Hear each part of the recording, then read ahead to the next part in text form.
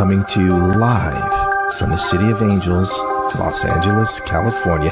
It's the Sheena Metal Experience with your host, Sheena Metal.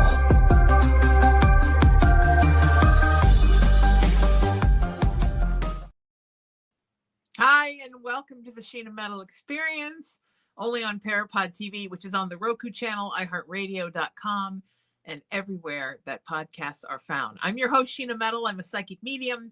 I'm an energetic healer. I'm an interfaith minister. I'm a 30-year talk radio host in Los Angeles and beyond. I am a creative and a performing artist and a paranormal survivor. And I come to you live from my home in Southern California every week. This show is about spirituality. It's about creativity. It's about humanity. It's about passion. It's about service. It's about becoming and then maintaining being your best you in this big, beautiful world. And most importantly, inspiring others to do the same. And every week on the show, I have somebody that I love and adore that I feel is one of the most beautiful, most bright, and most lovely minds, hearts, and souls in all of my communities. And we come together and talk about what you do to make the world a better place and to better serve your fellow man and all the creatures of the earth. And my guest today is no exception, a wonderful gatherer of people, a fantastic paranormal investigator, podcast host, musician, all my favorite things, so many of my things. Please welcome the lovely Stefan Brigati. How are you, my friend? It's so great to have you here.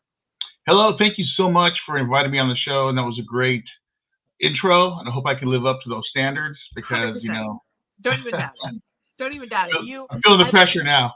It's like, I love that you have this. So I don't know if you know this or not, but when I was 23, I had a near-death experience, and I was always a spiritual person. I was always a loving person, but I'm an Aries, and I was very driven. I was very much about my path and my career as a performer. And after that, hot second that I died and came back, what I really brought back with me is that what universe really wants is for us to involve everyone in what we're doing, not just to do our thing, but to do our thing alongside others that are doing their thing. I used to say that I used to think of my life as a line, and then I came back and I thought of it as a circle.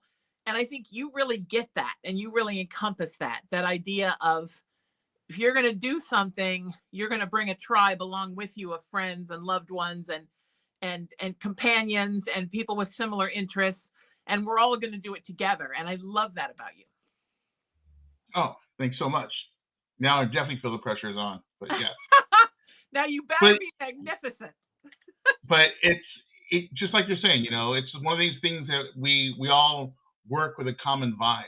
When we're not vibing with somebody, we know we don't want to hang out with them. We kind of migrate this way. We're getting pushed away. But we surround ourselves with the people that we do vibe with, and we get that constant energy. It's almost like nourishing to ourselves, Yes. So we build these friendships, and we gather those people, around us. And that's what I try to do with everything I do. The people on my team, I've hand selected, the people that I've been around and selected, say, hey, let's do this together, Even doing the events that I put on, I'm always trying to include people that I really connect with, saying, hey. So all the things that I do become like a gathering of friends again, Every time I do these big events, it's a gathering of people that I don't get to see all the time, but we come together and we talk about what we've been doing or what we're planning on doing and what we find that's interesting, just sharing together. And it's such a huge, important thing that we do. Yeah, I agree. I couldn't agree with you more. And I think that it's like putting a band together every time, right? It's picking the right personalities that fit together, whether the event is a jam on stage or a Paracon, which you do every year, or putting people together for a paranormal investigation, whatever it is, you're sort of gathering the right people so that your audience is having a fantastic time. And I think that every time we do something like that, we raise the light quotient on the earth and we make the world a happier and a warmer place. Yeah. And that's why I do my Paracon, because I know if I do my Paracon, then the world will be a happier and a warmer place for everyone. Right.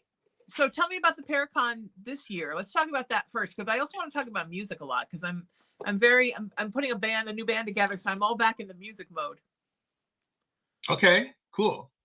Well, the Paracon, Pacific Coast Paracon, I do it in Ventura every year. You've been a part of it before. I have last year. Beautiful Yeah, theater.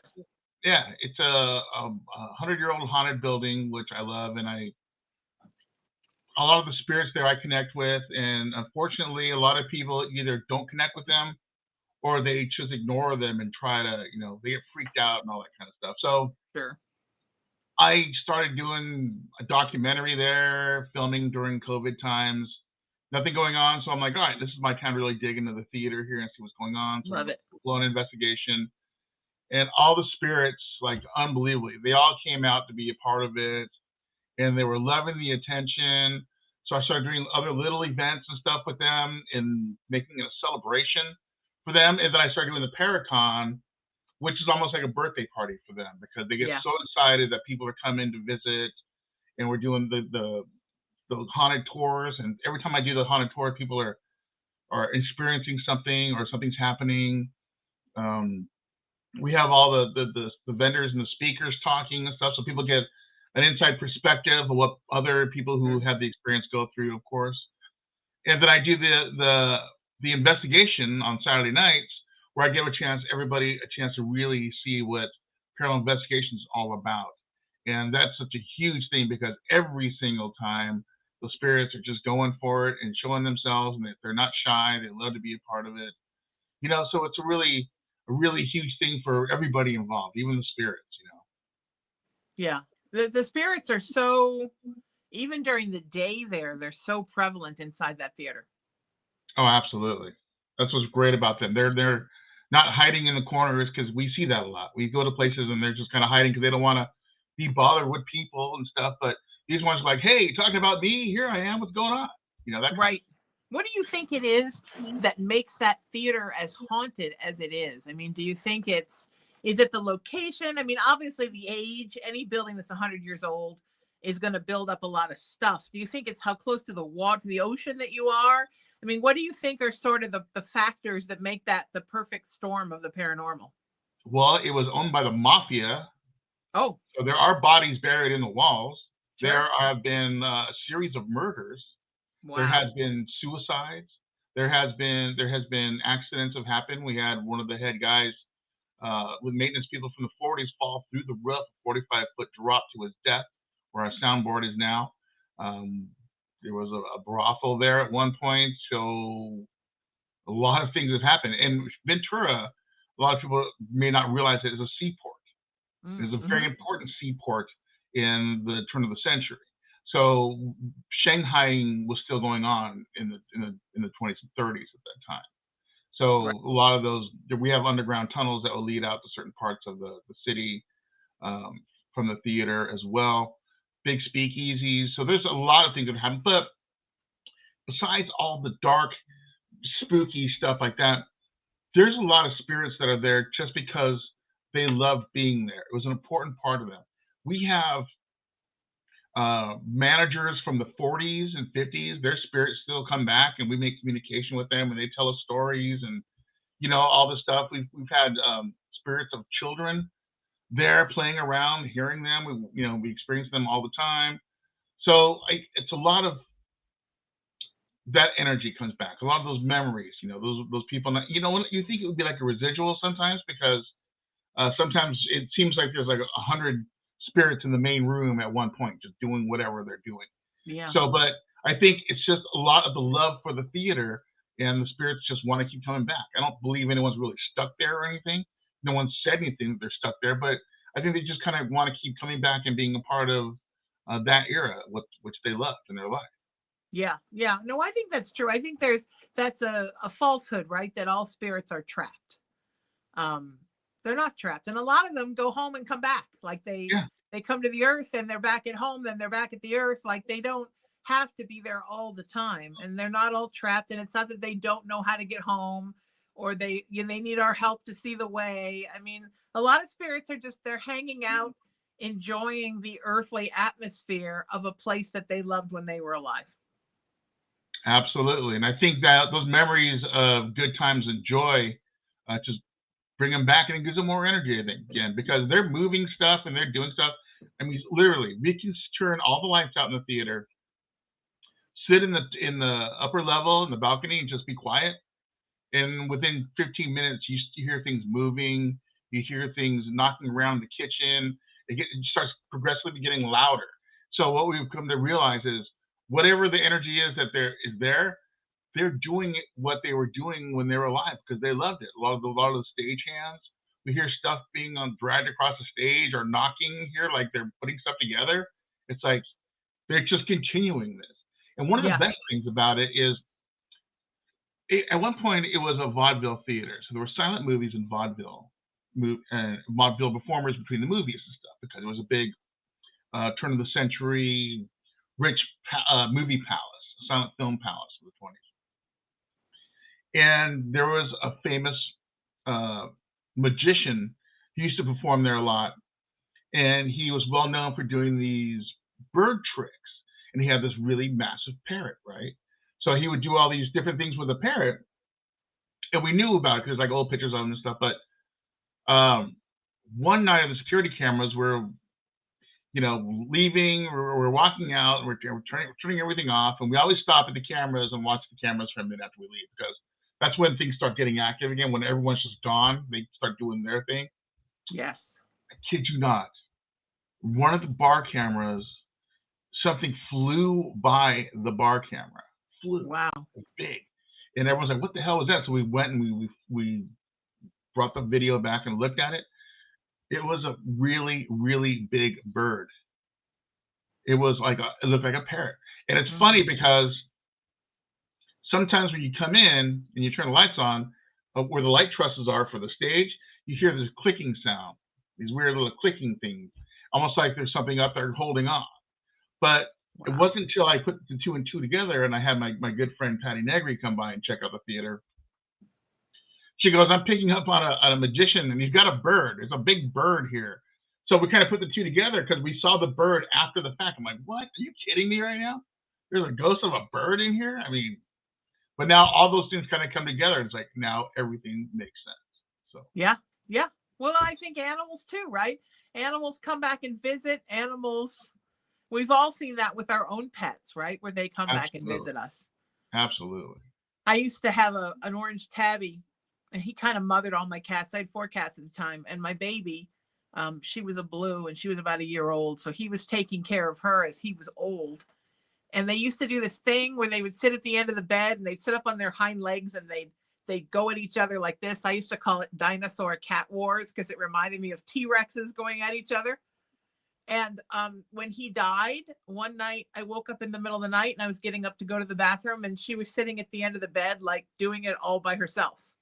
But he was there with her because why would she sit and do that? You know what I mean? Yeah. So I think he would come and visit, and we were so close, and he was my only one to die without me. He was at the vet and died overnight, and he would come every night. And finally I had to say, Seamus, sweetheart, I know you passed and I love you and you can visit whenever you want, but you can't wake me up at 3:00 in the morning every single night. So I do think they come back and visit too when they feel like it. And I think they reincarnate. I think sometimes we have one that's the reincarnation of one. We have to remember when we're thinking about what can come back as a spirit, it can be anything. Any energy matter, absolutely. As long as it's some type of a conscious energy matter, it could be anything at all. Anything that lived can come back. And so I think it could that's be a amazing. Bird. There could be a shark in the ocean. Somebody could see. It could be a ghost shark. There could be absolutely anything that is a pet or a loved one or even a wild animal. You could see. I mean, like Civil War soldiers at Gettysburg, right? People see the dogs with them. Mm-hmm. It's not just the men that come back. It's also the dogs that were there. So, I think we have to remember that they're everywhere. And I live on an Indian burial ground, as you know, so my life's a little wacky. And I have about 100 salt lamps in my house and some brooms for protection and a lot of selenite to keep those spirits back. But sometimes at night, I'm sitting with my cat and he's just like, man, he's everywhere. He's looking at that. He's looking at that. He's looking over there. He's looking behind him. And I'm like, I don't want to know tonight. I'm off duty. But he sees all kinds of stuff. And certainly he's not seeing people always just seeing animals or bugs. Well, there aren't really any bugs in the house. And there aren't it's not animals. There aren't any animals in my house. He's not looking outside. I think they're just picking up on everything that's coming through. And that's great because it broadens our horizons sometimes of what is possible, because animals don't know. Like, nobody told an animal, oh, don't believe in ghosts, it's not real. Little kids do the same thing. They see everything.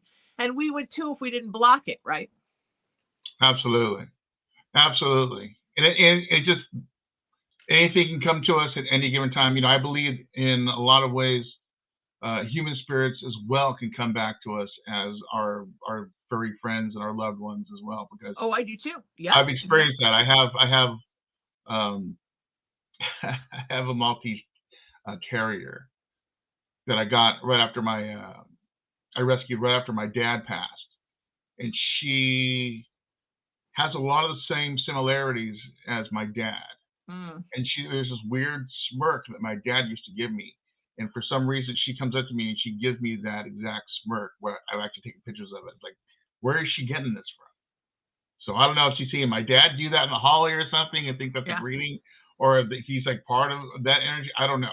But it's just a weird coincidence. I'm like, sure, why not? Sure. No, I have, this is so I had my last cat, my little one I was talking about that was a blue. She died a couple of years ago. I think she was absolutely the reincarnation of my first one. And I had a little troubled soul named Liam that I rescued that had a lot of anxiety. And I know that my Cullen is his soul reincarnated, because they're they move the same. They look the same. They act the same. They have the same mannerisms. The only difference is that I adopted Liam, like somebody kind of threw him out of a car and I found him on the street. Cullen I've had since he was 3. So he doesn't have the same anxiety because he's had different life experiences in this life. But they're both so much the same. And I totally think they keep coming back to protect us. Did you say yours was a monkey? What? Your animal that's like your dad? No, my dog.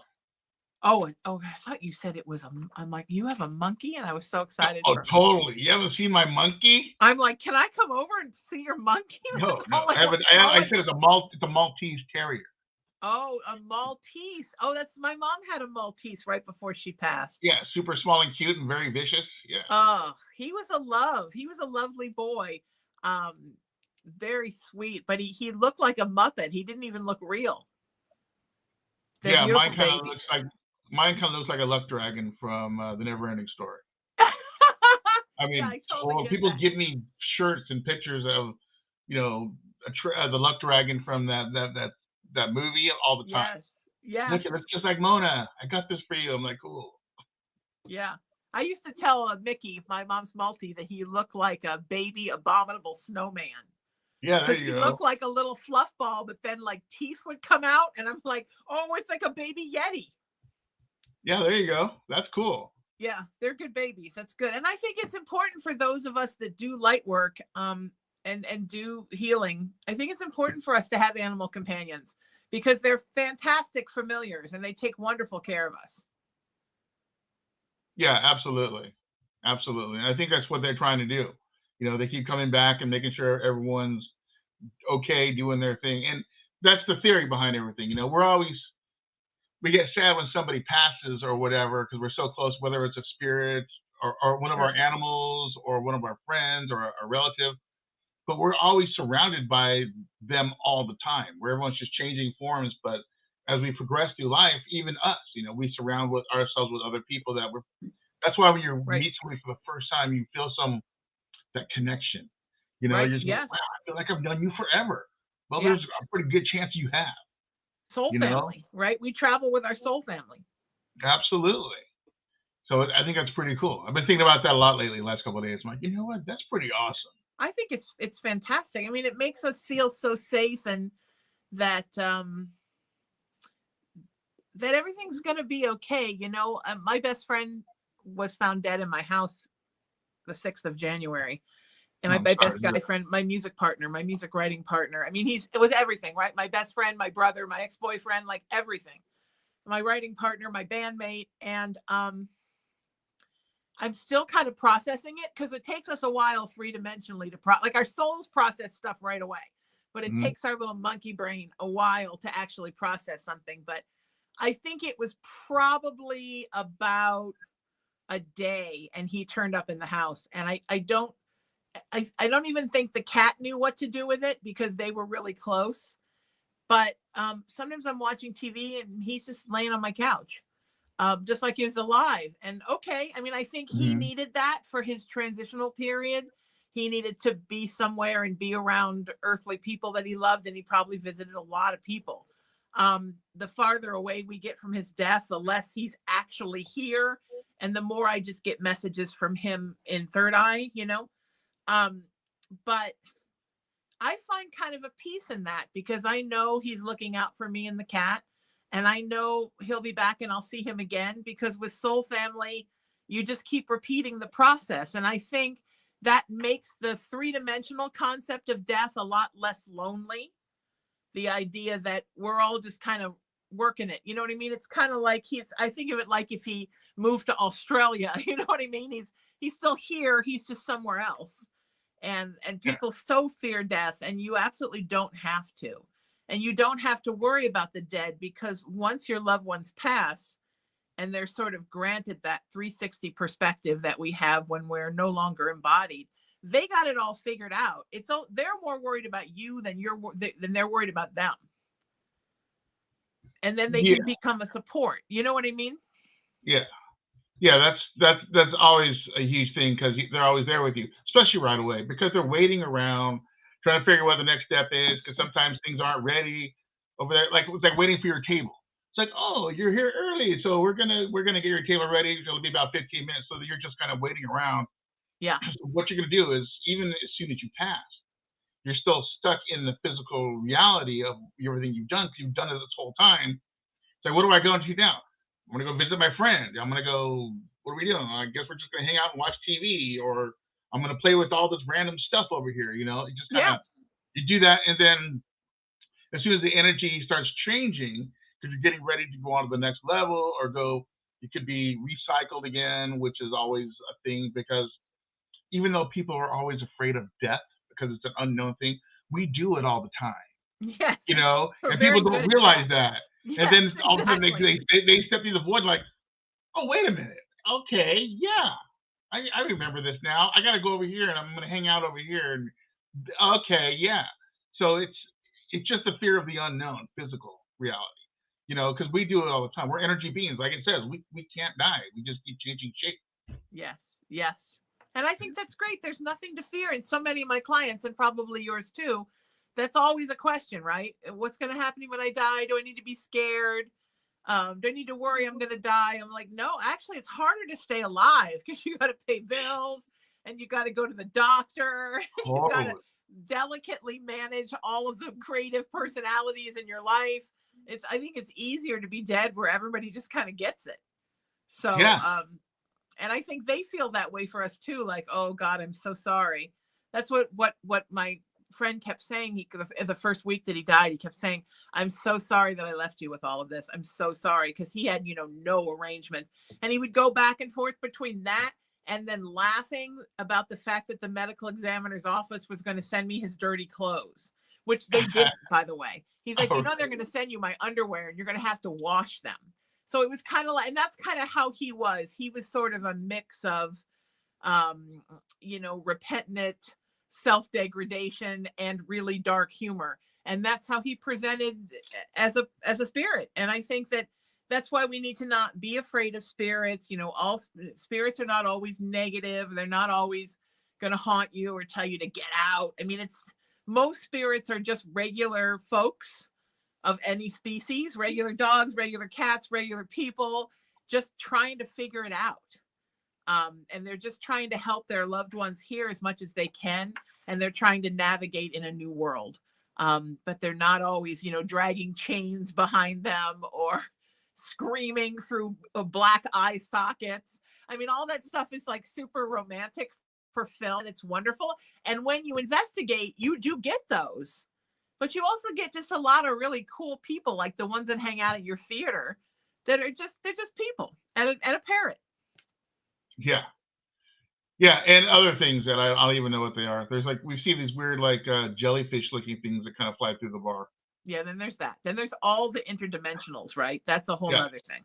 Yeah, I've seen those at David Oman's house before too. I've taken pictures of them. Oh, yes, David Oman. Well, you see a lot at David Oman's house. The Native Yeah. Americans are crawling up through the mud room there. Yeah, we I go to David haven't Oman's house. experienced that, but I've hung out in the dirt room before talking to them. Oh, you've never They had think the dirt he's a room? wild one, so it's like pretty funny. Oh yeah, you've never seen all the Native energy there? It's very prominent. Yeah, I've taken the photograph of the Native American sitting on the horse in David's trophy room. Yeah. And a little girl holding reins. Yeah.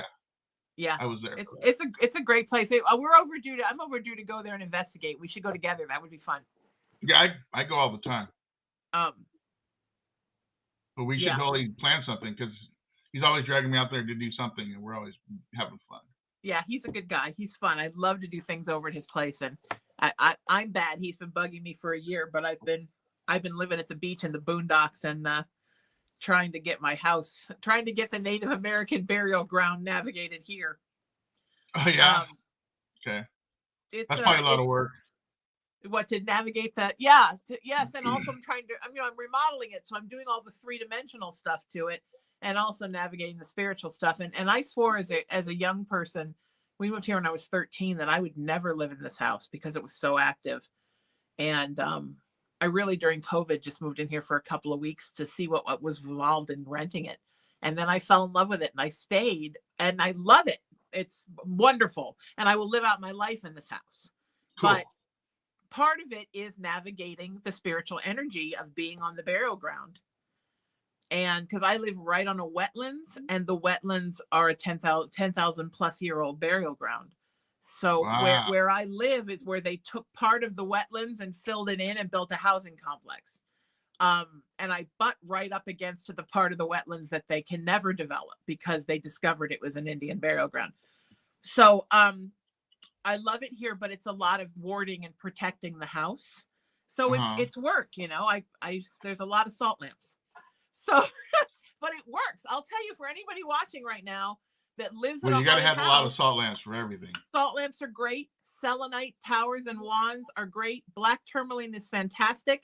And I've got 1 or 2 brooms, and every room has brooms in it. And I'm getting a giant broom to go over the door for protection.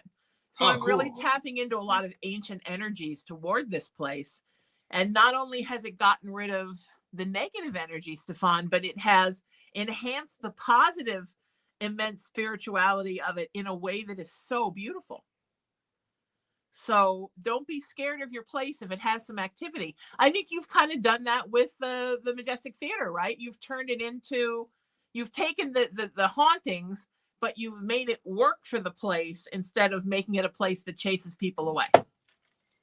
Yeah, well, everything's got energy to it. You just have to embrace the energy, and then the energy will feel that vibration, and it'll become stronger and stronger. Right, right. It's very rare to go to a place where you're just feeling nothing but bad vibes. And they're out there. I mean, there's spirits out there who just don't want to mess around. They don't want to play. They're angry about whatever, and that's their prerogative. That's fine. But we can always focus on the ones that do want to come out and play. That don't. I just don't want them to feel like they're alone or they're forgotten about. Yeah. And that's how I am with a lot of historical places. I'll find out who the main characters were, and I'll try to talk to them and say, hey, I used to do this these live feed events from different ghost towns and stuff, and I'd always get some of these great places, and I started doing live feeds on like Instagram and stuff, and I would just start going room to room talking about the place. I'm like, oh my god, Mr. McKay, the chandelier in this room is incredible. Is this the original wallpaper? Look how great that is, and then these spirits were like, oh, this guy's not some jerk trying to ghost hunt. He's trying to talk about our place. Let's go help him. And then you make that connection with them. The spirits are like, oh yeah, they come out and they're more friendly. The vibe gets stronger and stronger. And you're going, because think about ghost hunting and stuff. These people go through these buildings and they're all doing the same thing, mimicking what they see on TV. Is there anybody in this room with us? Can you tell us your name? Speak into this thing. All of a sudden that person's right. Are you a here. little girl? Did you die? Yeah. Like all that weird questions, right? Are you? Why is everyone a little girl? Yeah, and then all of a sudden, 20 minutes later, another group comes through and they're doing the same thing. It's like, oh my god! So no wonder when we go to some of these places, we see the spirits hiding in the corners trying to lay low. It's like, yeah, shh, don't say it, don't say we're over here or anything. It's like, I get it. They don't want to be doing the parlor trick. They want some peace, So if you go in there in a different perspective, saying, wow, your place is so beautiful. You must have had a great, is this your original dress? Oh my God, look at the stitching on this. Now you're talking about things they love, the things they want to talk about. Yes. And now you're making the connection like, oh, yeah, I got this dress. They custom made this for me and I wore it on my wedding. You're making that bond, that friendship, and it makes everything so much better. I love that. I went on an investigation once to Fort MacArthur and San Pedro. Cool. And then I got there and I found out they wanted to crawl down into that bunker that you go through and do and I'm horribly claustrophobic, Stefan. So I graciously passed. So I was walking around the museum while they were all down in that scary hole. And this World War II soldier just started walking next to me. And he was so visceral as an apparition that I thought he was like a tour guide in costume in the beginning. And until he started asking me about my father being in World War II. And I'm like, well, that's a lot of knowledge for a tour guide. I'm like, oh, this guy is legitimately. And he took me around that museum and he showed me every World War II thing that was there. And both my father and my uncle were in World War II. And he knew that. And he asked like so many questions. And he was lovely and beautiful. I mean, just a beautiful soul. Why he wants to, I think he wanted to be there because something of his was in the museum. Like an artifact that he had used was in the museum. And he was so proud of everything in that museum. And I mean, what a lovely experience, right? And it never occurred to me to like ask him, like, how did you die? Did you see a demon? I just let him talk because we have so much to learn from them. And I'm a history buff, so I love history. We have so much to learn from them if we would just stop this and just listen, Yeah. Absolutely. Don't make it that's the thing. These people are just copying what they see on the TV shows. And don't forget, TV shows are edited to be a 1 hour thing. And it takes days, of an investigation to do them. Yes. Sometimes even longer. But, these spirits don't want to do that. They're looking for someone, just a regular person to talk to sometimes. Yeah. And I love doing that. I make these friends and I always say, if I say, hey, it's been awesome hanging out with you and learning about all your stuff. I'm going to come back and we'll do this again, blah, blah. And I always, if I say that, I'm going to do it. I'm going to come back because now I have a friend. And so next time I'm going to come back, they're going to be like, oh, hey, it's such and such again. And I go with a bunch of my psychic friends to these ghost towns and they go, dude, they're totally calling your name from the top of the balcony over here. I'm like, yeah. Because I'm very popular in brothels. I say that a lot, but it's true. They call my name, and all the ladies are like, come on up, Stefan, hey. And I tell my wife, I'm like, hey, this doesn't count. Oh, yeah, you do. I mean, and I say this with all the love in the world, because, I love you, but you do look like a brothel patron from the mid-1800s. That's right. I'm coming out of that bar stinking like gin or whiskey. Like, here's sarsaparilla. Playing with the brothel band. Maybe because I go there and we'll start experiencing phantom smells. I've smelled sugar cookies being made in some of these brothel kitchens, and there's no electricity or gas going to these buildings. Yeah. I've smelled sweet bread coming out of one kitchen, and there's like 20 of us in a room, and we're also sitting down, just relaxing and talking in the dark, and I'm talking to the spirits, and all of a sudden we're just getting whiffs of all this stuff coming in, smells coming from the kitchen, and I get up and I walk over and I'm like, are you guys baking me some sweet bread right now? That smells, and everybody's smelling it. Like, how is that possible? It's like, totally. It's the vibration. They're connecting with us. So on their end, they're doing something good for us, and we're experiencing the overflow of that energy. So it's really cool. Because I think that we sometimes are drawn to things we experienced in past lives, and we need, we're drawn to go visit those things. So when you see a place, you're like, oh my God, I have to go investigate that place, or I have to go visit that place. It's not a surprise that spirits are welcoming you because it's probably a place you went to at another time. Maybe. And they made you sugar cookies and sweetbreads. Yeah. So here he is again. It's like, I'm not from Arizona, but maybe I was at one point. Maybe at one time you were. Yeah. Maybe I was one of the main guy. Maybe I was the piano player that was working there. Who knows? Because the piano started playing. And you just visited. Yeah. We're like, what the hell? Exactly. They recognize you. I think that's the best story in the world. And I think that does happen quite a bit. And you know, I kind of always say that I was born obsessed with Abraham Lincoln. Like, I cannot remember a time when I was not obsessed with Abraham Lincoln. And I know that before I started kindergarten, I was bugging my mom to take me everywhere he'd ever been and everywhere he'd ever lived. And because she was a saint, which she would have told you she was a saint, Stefan, she took me to all of those places. And, you know, little kids wanted to go to Disneyland and Legoland. I wanted to see where Lincoln died. And she took me there. And it's kind of a running joke with my friends, like my best friends that are like my sisters, and their husbands and their kids buy me Lincoln things. And I'm like fascinated. When I redo my house, there's going to be a whole like Lincoln section of the living room, and my guest room is going to be the Lincoln bedroom, because I have all this stuff that people and stuff that I've collected and stuff that I collected. Like, when I have a little paperweight from the Lincoln Monument when I was like 5 years old. Cool. So I do think that sometimes we're on a quest to reenact a life. Something that we did in another life. I must have been some connection to him, or just maybe the fact he was president. I don't know what it was, but I do know that it's been a thing my whole life, and I feel like I've sort of been chasing this 1800s life my entire life. So I do think that definitely happens, and I think when it happens, we should go with it. Because learning about our past lives, I think, helps us to better understand where our soul is at now. Yeah, absolutely. It conditions us and it builds us. We're talking about building character.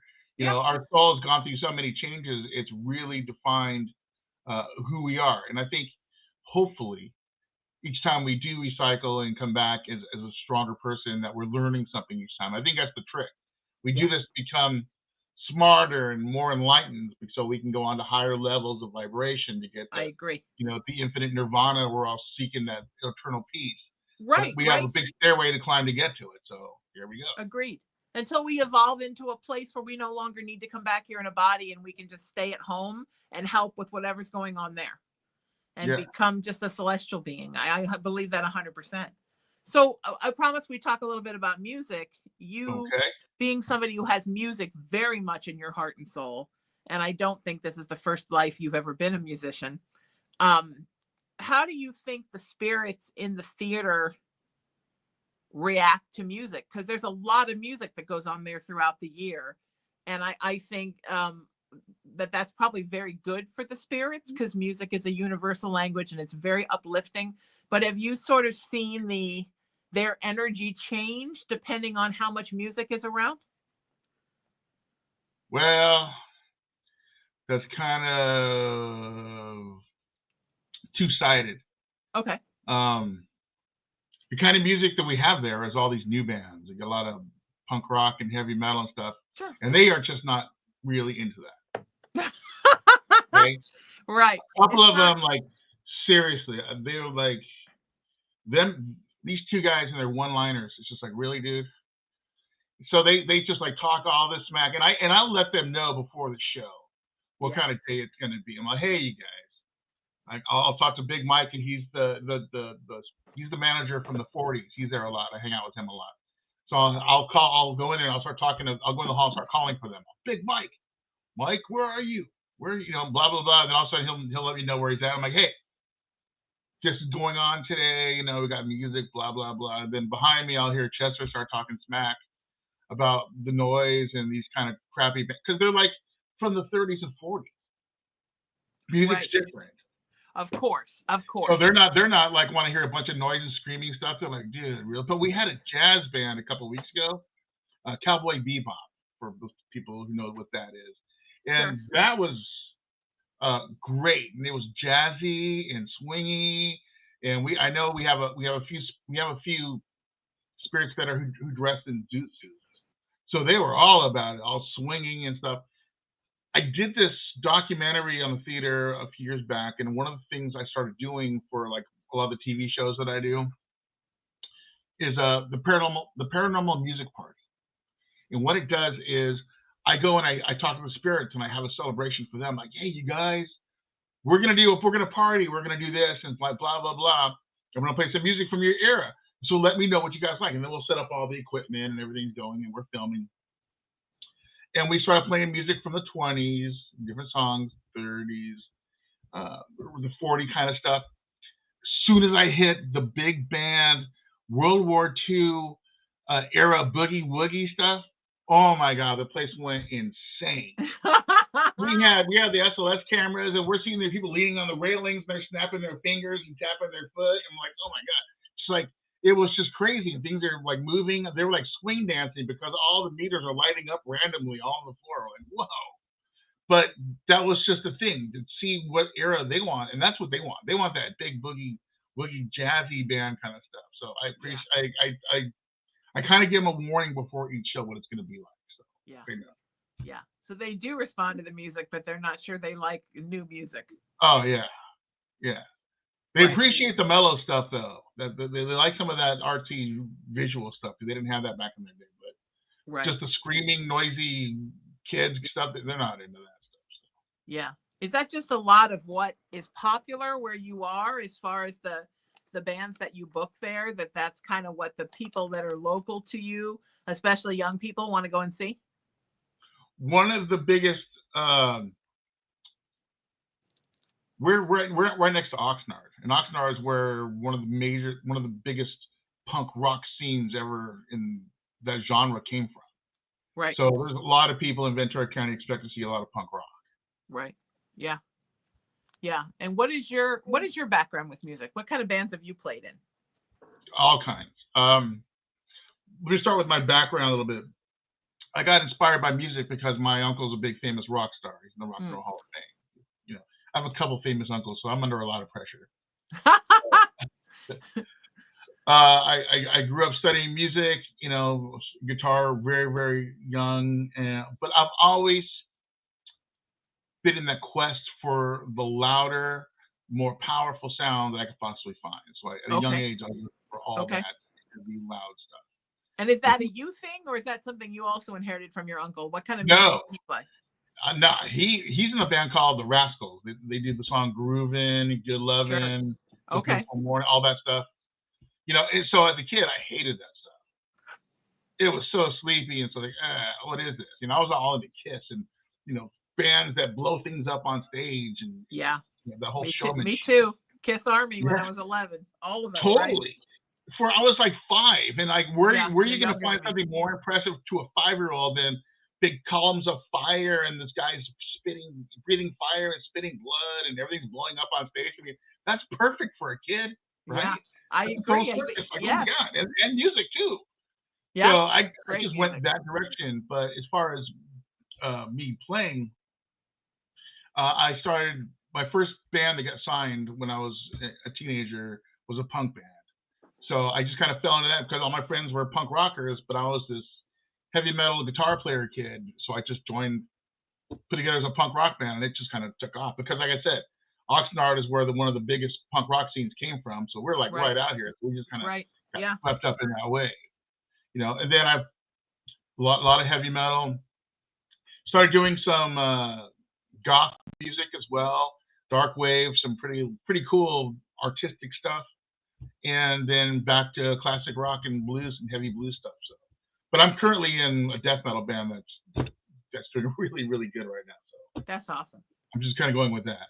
Yeah. Something feels really good about playing really heavy music. I don't know what it is, and I don't think my new band will be that, but my old band was kind of a theatrical metal comedy band, and so we did everything from kind of hair band sounding originals to originals that sounded very heavy, and then we had a couple that even sounded kind of grunge because we started it right when grunge had taken over the world. And I don't know, there's something about the real heavy ones that just feels so good to play. Maybe it's just we all need to get that out of us. I don't know, but you just feel so mellow after you've played that kind of music for a while. Well, I think you feed off the energy. Every time we go on stage and we got a few thousand people standing in front of us going crazy and crawling on top of each other just to be in the mosh pit and stuff.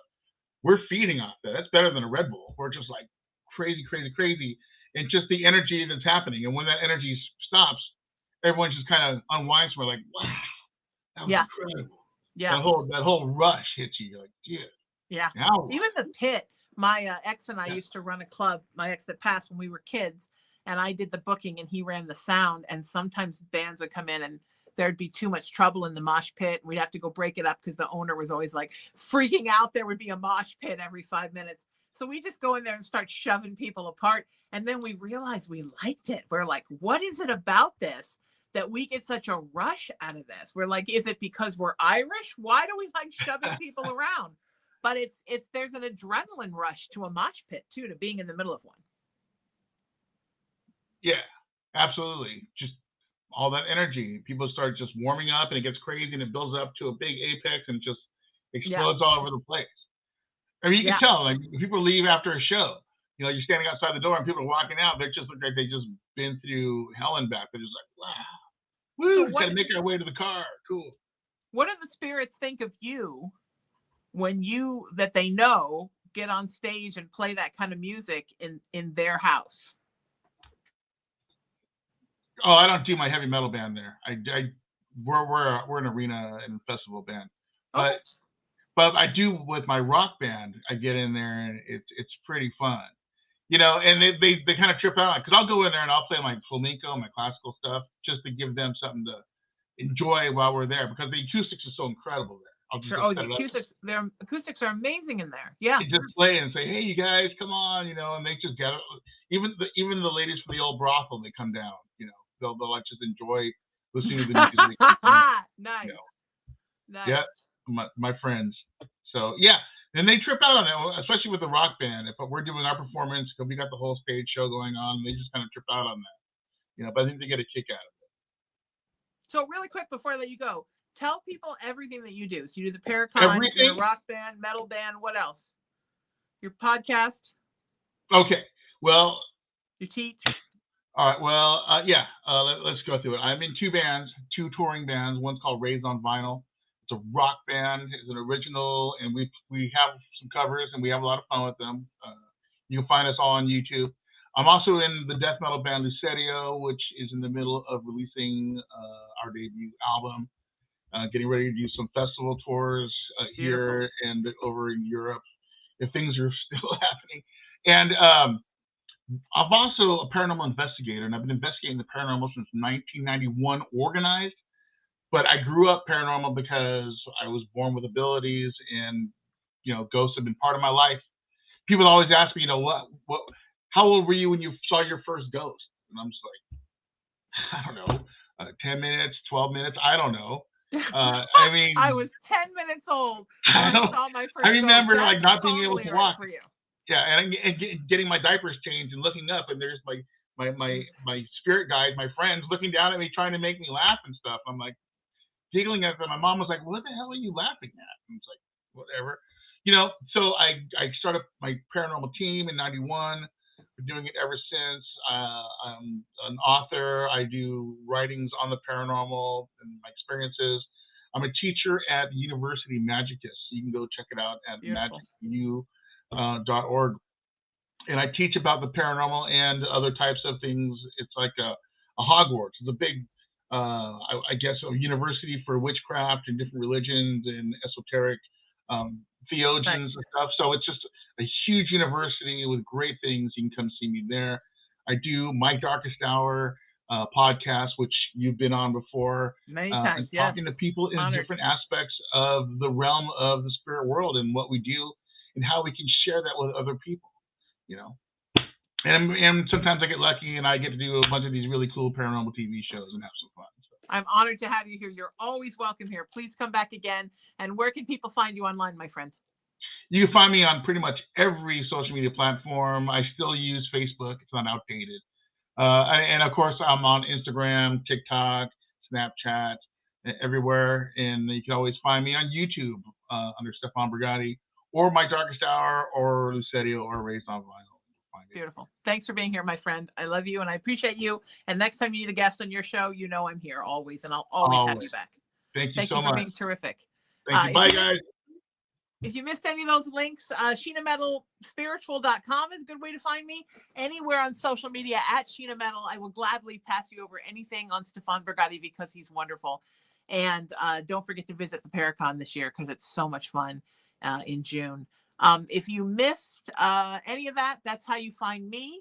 And until I see you next week, seek peace, live in love, lead with kindness, embrace unity, always work to raise your vibration, and know that you are love and you are loved and you're so loved by me. Thank you to Parapod TV and Tony Sweet, its creator, for having us as part of your television family. We're honored. And of course, my engineer and producer, Emery, who is the wind beneath my wings. I love and adore you. You make this all possible. And don't think I don't know that every week. I'm Sheena Metal. This is the Sheena Metal Experience, and I'll see you next week. Namaste. Take care of you.